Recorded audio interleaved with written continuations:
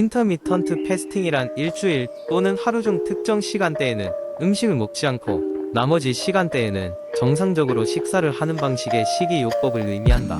이런 방식의 다이어트는 과거에도 있었지만 최근 몇 년 사이에 많은 사람들의 관심을 끌게 되었다. 이 글에서는 이프가 건강에 어떤 이점을 제공하는지, 그리고 왜 다이어트의 새 패러다임으로 주목받는지에 대해 깊이 있는 이야기를 나눠보도록 하겠다. 얼마 전까지 다이어트의 대세는 칼로리 제한을 통한 체중 감량이었다. 그러나 점점 더 많은 사람들이 칼로리 제한보다는 언제 먹느냐가 중요하다는 생각에 동의하기 시작했다. 이는 음식의 양을 줄이는 것보다 식사 시간을 조절하는 것이 더 지속 가능하고 대사 건강에 긍정적인 영향을 미칠 수 있다는 연구 결과들이 발표되면서 확산되기 시작했다. 인터미턴트 패스팅의 가장 흔한 형태는 16시간 동안 단식하고 10시간 동안 식사를 하는 16-8 방식이다. 이 방식은 아침 식사를 거르고 점심과 저녁만 먹는 형태로 실천하기가 비교적 수월하다. 일부 사람들은 매일 12에서 14시간의 금식 방식을 선호하기도 한다. 혹은 일주일에 5일은 정상 식사를 하고 나머지 2일은 극단적으로 칼로리를 제한하는 5일 방식도 있다. 이프의 가장 큰 장점은 보다 단순하면서도 생활 속에서 쉽게 실천할 수 있는 다이어트라는 점이다. 특정 시간 동안에 먹지 않음을 통해 자연적으로 섭취 칼로리를 줄일 수 있으며 체내 인슐린 수치를 관리하고 인슐린 민감성을 개선해 대사 건강에 긍정적인 영향을 미칠 수 있다.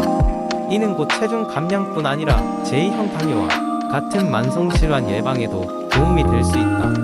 물론 모든 다이어트가 그렇듯이 이프도 모든 사람에게 맞는 다이어트는 아니다. 장시간의 단식이 오히려 폭식을 유발하는 사람들도 있다. 또 특정 건강 상태를 가진 사람들이나 성장기 청소년, 임신 중인 여성은 주의가 필요하다. 따라서 이프를 시작하기 전 자신의 몸 상태와 생활 패턴에 맞는지 반드시 검토할 필요가 있다.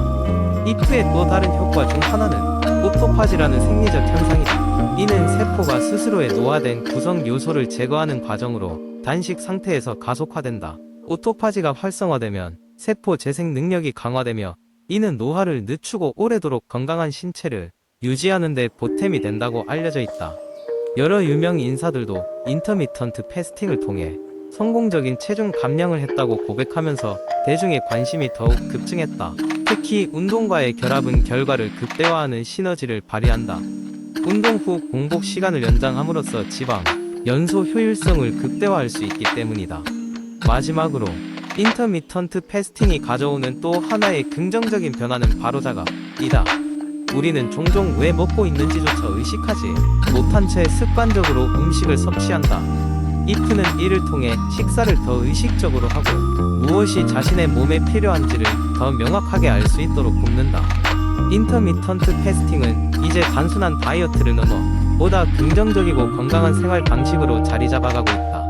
물론 모든 것에는 양날의 칼이 있듯이 주의할 점도 있으나 차분히 자신에게 맞는 패스팅 방법을 찾아 실천해 본다면 많은 이들이 기대 이상의 효과를 경험할 수 있을 것이다.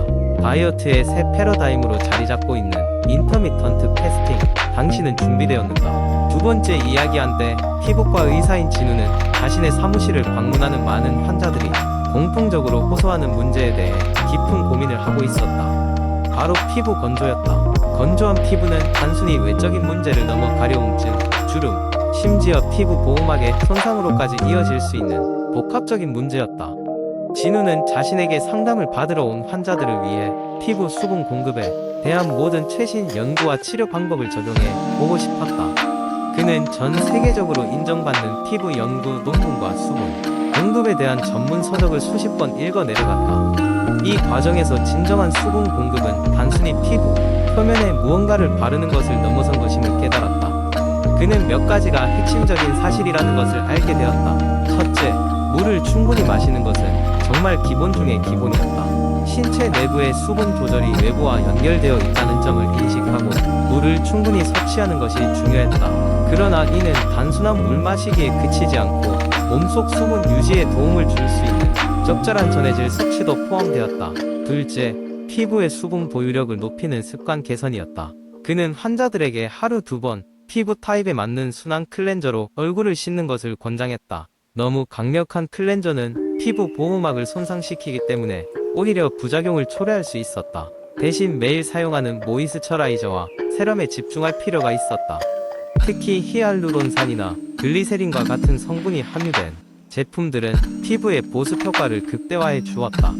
셋째, 환경적 요인을 고려하는 것이 중요했다. 건조한 기후나 찬바람, 자외선 노출은 피부 수분을 쉽게 빼앗아 간다. 따라서 건조한 겨울철에는 가습기를 사용하고 야외 활동 시 적절한 자외선 차단제를 바르는 습관을 들이는 것이 필수였다. 진우는 이 모든 것을 토대로 맞춤형 피부 관리 프로그램을 개발하기로 결심했다. 그는 각 개인의 피부 타입과 생활 습관을 면밀히 분석하고 이에 맞는 개인화된 가이드라인을 제공하였다. 결과는 놀라웠다.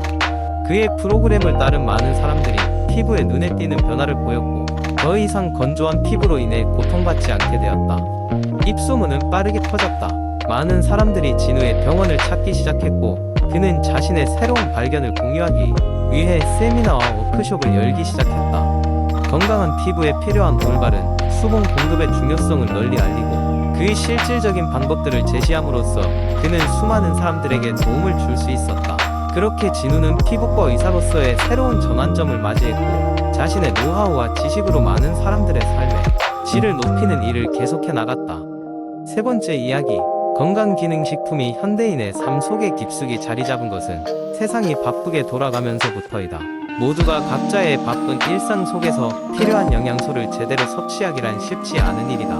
이럴 때 건강기능식품은 부족한 영양소를 보충해주는 고마운 존재가 되어준다. 나의 경험은 이렇다. 한때 스트레스로 면역력이 많이 떨어져 잦은 감기에 시달리던 시절이 있었다. 친구들의 추천과 인터넷의 정보에 따라 여러 종류의 건강기능식품을 시도했지만 생각처럼 효과를 보지는 못했다. 그러다 문득 깨달았다. 제품의 효과를 보지 못한 이유는 나에게 맞지 않는 것들을 선택했기 때문이었다. 그래서 제대로 나에게 맞는 건강기능식품을 찾기 위해 제대로 된 계획을 세우기로 결심했다. 첫 번째 단계는 나의 건강 상태와 라이프 스타일을 제대로 이해하는 것이었다. 평소 식사 습관, 수면 패턴, 운동량 등을 돌아보니 나는 주로 카페인에 의존해 에너지를 유지하며 밤낮이 바뀐 생활 패턴을 가지고 있었다. 이러한 점을 고려해 어떤 건강기능식품이 필요한지 천천히 생각해봤다. 두 번째 단계는 전문적인 도움을 받는 것이었다. 단순히 광고나 유행에 따라 건강기능식품을 선택하기보다는 영양사와의 상담을 통해 나의 상태와 필요에 맞는 영양소에 대한 조언을 받고자 했다. 그 결과 나에게 필요한 것은 비타민 D와 철분이었고 그 외에도 면역력을 강화시키는 프로바이오틱스가 도움이 될 것이라는 의견을 받았다. 세 번째는 다양한 품질의 제품을 비교 검토하는 것이었다. 이 과정은 시간이 좀 걸렸지만 중요한 단계였다. 제품의 성분표를 꼼꼼히 살펴보고 각각의 성분이 실제로 나에게 필요한지 그리고 신뢰할 수 있는 브랜드인지 확인해야 했다. 여기에는 각 제품의 임상 시험 결과나 인증을 확인하는 것도 포함되었다. 마지막으로 지속적인 모니터링과 피드백이 필요했다. 건강기능식품은 단번에 효과를 보기보다는 장기간에 걸쳐 신체에 맞게 적응해 나가는 과정이 필요하다. 섭취 후 신체 변화를 기록하고 전문가와의 추가 상담을 통해 현재의 건강 상태에 맞게 앞으로의 섭취량을 조절해 나가는 것이 중요하다. 결국 나에게 맞는 건강기능식품을 찾는 여정은 단순히 하나의 제품을 선택하는 것 이상의 의미가 있었다. 나 자신을 돌아보고 나의 상태를 이해하며 올바른 정보에 기반한 선택을 하는 과정은 나를 더 건강하게 만들어 주었을 뿐만 아니라 나의 삶의 질을 높여주는 큰 변화로 이어졌다.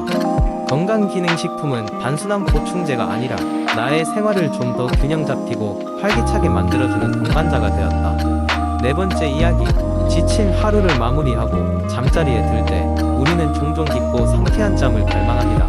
그러나 현대인의 삶은 불규칙한 수면 패턴과 스트레스로 인해 숙면을 방해받기 쉽습니다. 그렇다면 어떻게 하면 숙면을 취할 수 있을까요? 여기 당신의 잠의 질을 높여줄 7가지 팁이 있습니다. 첫 번째 팁은 규칙적인 수면 습관을 유지하는 것입니다.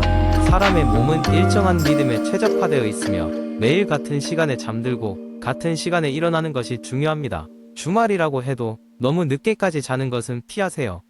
규칙적인 패턴이 몸에 배면 자연스럽게 졸음이 오는 시간이 정해지게 됩니다. 두 번째로는 수면 환경을 최적화하세요. 조명, 소음, 온도 등으로부터 자유로운 환경을 조성하는 것이 중요합니다. 방은 어둡고 조용하며 약간 서늘한 조건이 이상적입니다. 직접적으로 빛을 받지 않는 곳으로 침대를 배치하고 가벼운 커튼보다는 암막 커튼이 효과적일 수 있습니다. 세 번째 팁은 전자기기의 사용을 줄이는 것입니다. 스마트폰과 컴퓨터, 그리고 TV의 블루라이트는 멜라토닌 분비를 억제하여 수면에 방해를 줍니다. 잠들기 1시간 전에는 모든 전자기기를 멀리해보세요. 대신 책을 읽거나 릴렉스 음악을 듣는 것이 좋습니다. 네 번째로는 휴식과 명상을 통해 마음을 진정시키세요. 하루 종일 바쁘게 움직인 몸과 마음은 아직도 긴장 상태일 수 있습니다. 잠자리에 들기 전 간단한 요가 동작이나 깊은 호흡을 통해 몸과 마음을 이완시켜보세요. 이로 인해 정신적인 평정과 이완된 몸이 숙면을 도와줄 것입니다. 다섯 번째 팁은 카페인과 알코올의 섭취를 조절하는 것입니다. 저녁 시간에 커피나 홍차와 같은 카페인 함유된 음료를 마시는 것은 피해야 합니다. 또한 알코올은 처음에는 졸음을 유도하지만 깊은 수면을 막을 수 있습니다. 적절한 시간을 두고 섭취를 조절하세요. 여섯 번째로는 야식과 무거운 음식은 피하는 것입니다. 잠들기 직전에 무리하게 먹는 것은 소화 기능을 저해하여 편안한 잠을 방해합니다. 특히 기름진 음식과 매운 음식을 피하고 너무 배가 고프다면 소량의 가벼운 스낵을 선택하세요. 마지막 일곱 번째 팁은 운동을 통한 신체 활동입니다. 적절한 운동은 깊은 잠을 유도할 수 있지만 자기 전 과도한 운동은 오히려 반대 효과를 가져올 수 있습니다. 규칙적으로 가벼운 유산소 운동을 하루에 30분 정도 하는 것이 이상적입니다. 이 7가지 팁은 단기적으로도 도움이 되지만 꾸준히 실천함으로써 장기적인 수면의 질도 크게 개선될 것입니다. 숙면은 단지 피로를 회복하는 것을 넘어 당신의 삶의 질 전반에 긍정적인 영향을 미칠 것입니다. 부디 이 이야기가 당신의 숙면에 도움이 되기를 바랍니다.